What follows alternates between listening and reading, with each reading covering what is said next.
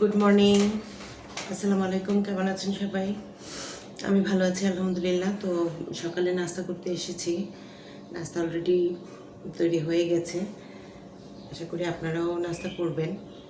আজকে আমাদের মেনুতে আছে পরোটা, কলা আর একটা মাছের তরকারি আছে, এটা যদিও গতকালের।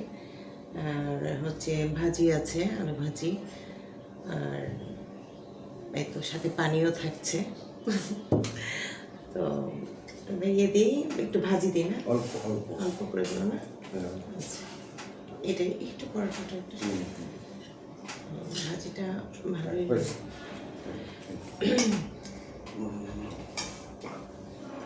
একটু তরকারি নিব। সকালবেলা একটু ঝাল ঝাল না হলে আসলে ভালো লাগে না। শুরু করে দাও।